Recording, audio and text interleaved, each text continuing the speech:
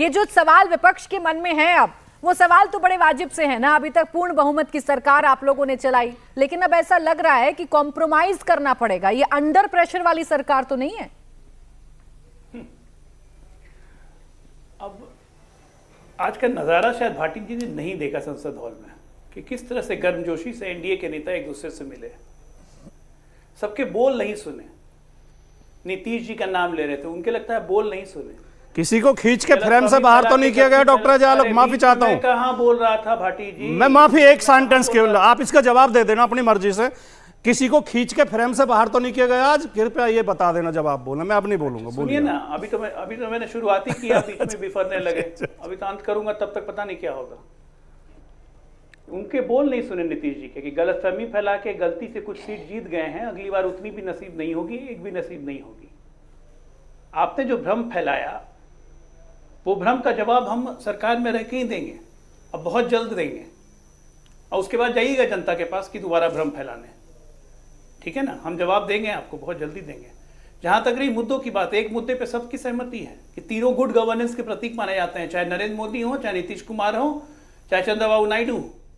Good governance जब सामने रहता है, देश को आगे ले जाने का मुद्दा होता है और मादा होता है, तो बाकी सब चीज गौण हो जाती है। आप लोग की तरह नहीं आते हैं बाकी सब चीज। ठीक है, किशोर जी बैठ के मुस्कुरा रहे हैं, मुझे तो आश्चर्य कैसे आ गए। बोल रहे थे कि एक सीट भाजपा की आ जाएगी, मैं राजनीति छोड़ दूंगा, लेकिन फिर भी आ गए। स्वागत है किशोर जी का भी। आ रहा हूँ किशोर जी का भी स्वागत है। एक सीट भाजपा जीत जाएगी, महाराष्ट्र में राजनीति छोड़ रहे थे। नहीं, दो अंक में कहते थे वो। एक के बाद एक। अरे भैया बीच में नहीं, दो चीज बहुत मार्के की बात है जो आप लोग नहीं समझ रहे। 1962 में नेहरू जी ने तीसरी बार प्रधानमंत्री की शपथ ली थी, 1962।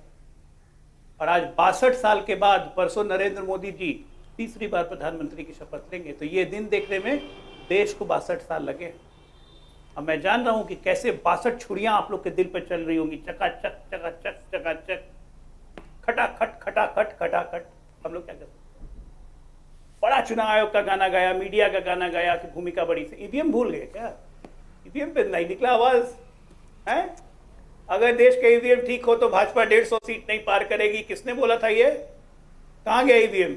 जिन्न की तरह गायब हो गया बोतल में से। नहीं, अभी भी व्यवस्थाओं से, सिस्टम से शिकायत है भाटी जी को। अभी तो लग रहा है रहेगी अगले 10 साल नहीं, अगले 20 साल रहेगी। काम करता तो आप बहुमत हासिल नहीं कर पाते। अभी भी इसी कॉन्फिडेंस में है भाटी जी। अरे बहुमत तो एनडीए ने हासिल किया ही था और हम कर ही चुके हैं। हम तो ये कह रहे हैं, आज की घोषणा लगता है भाटी जी ने ध्यान नहीं दी कि अगले 10 साल तक मोदी जी इसी तरह काम करेंगे और उसके अगले 20 साल तक यानी 30 साल तक भारतीय जनता पार्टी इसी तरह काम करेगी। व्यवस्थाओं से शिकार होते होते आपके जवान बुढ़े हो जाएंगे। भाटी जी, भगवान करे आपकी उम्र लंबी हो, आप भी अडवाणी जी की तरह 95 वर्ष में ये सब देखें, मैं यही उम्मीद करता हूँ। लेकिन अभी बीजेपी और एनडीए इस देश की सत्ता से नहीं जाने वाला है 40 साल, क्योंकि देश को बदलना है। जो व्यवस्थाओं में परिवर्तन किया। नहीं अजय आलोक जी, एक सवाल का जवाब तो मुझे भी चाहिए। आप लोग कहते हैं भ्रम फैलाया गया, आज नीतीश कुमार भी यही कह रहे थे कि भ्रम फैलाया गया और उस भ्रम की वजह से विपक्ष सीटें जीतने में कामयाब रहा। ये देश की जनता है, जनता जनार्दन है, मुद्दे उठाएंगे और उसी मुद्दे के आधार पर हार जीत का फैसला होगा। उत्तर प्रदेश में आप देखिए ना, यही भाटी जी की पार्टी सबसे बड़ी पार्टी बनी है। भ्रम के आधार पर तो इतनी सीटें नहीं जीत पाएंगे ये लोग। नहीं, मैं बताता हूँ, भ्रम फैलाया गया। हम मानते हैं कि इस नैरेटिव को तोड़ने में हम सक्सेसफुल नहीं हुए। संविधान दिखा के कहा गया कि भारतीय जनता पार्टी 400 सीट लाएगी तो संविधान बदल देगी, आरक्षण खत्म कर देगी। ये भ्रम फैलाया गया। अब इस भ्रम का जवाब तो हम सत्ता में रह के देंगे ना अगले 5 साल में, कि हम संविधान खत्म करते हैं, हम आरक्षण खत्म करते हैं, कि हम क्या करते हैं, कि हम पिछड़ों का, अति पिछड़ों का, अनुसूचित जाति, अनुसूचित जनजातियों का हित सुनिश्चित करते हैं।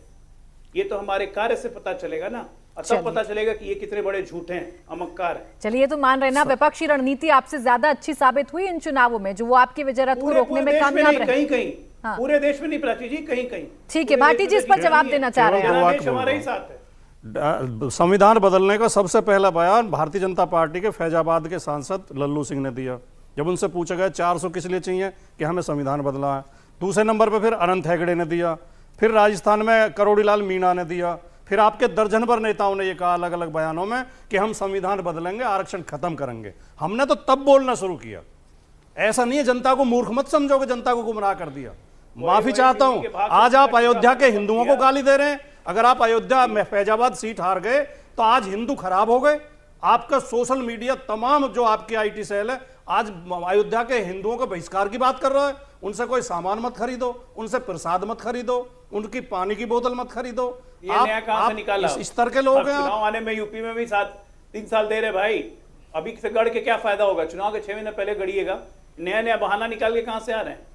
ये मत खरीदो, वो मत खरीदो। अयोध्या को हमने बिजनेस हब बना दिया, सारे सोशल टूरिज्म मीडिया का एक हब बार बना चेक दिया। कर लो, सारे अयोध्या BJP की के इनकम लोग बढ़ लगे गई पड़े है, हैं। अयोध्या के लोगों की इनकम बढ़ गई है। मैंने कहा ना, भ्रम फैलाया आपने आरक्षण का, उसका जवाब देंगे हम, काउंटर नैरेटिव। ये जवाब हम तभी दे सकते थे जब हम सत्ता में रहेंगे।